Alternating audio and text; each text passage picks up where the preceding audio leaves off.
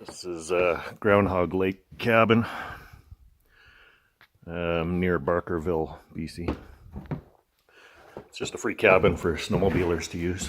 It's pretty cool. It's in nice shape. Nobody abuses it by the looks of things, which is great.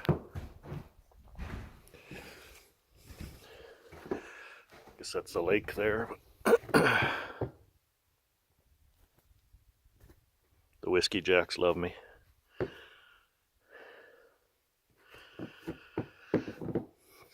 Yeah, it's probably nice in the summer. Nice day. Only 0 degrees. Can't beat that. Tundra Extreme.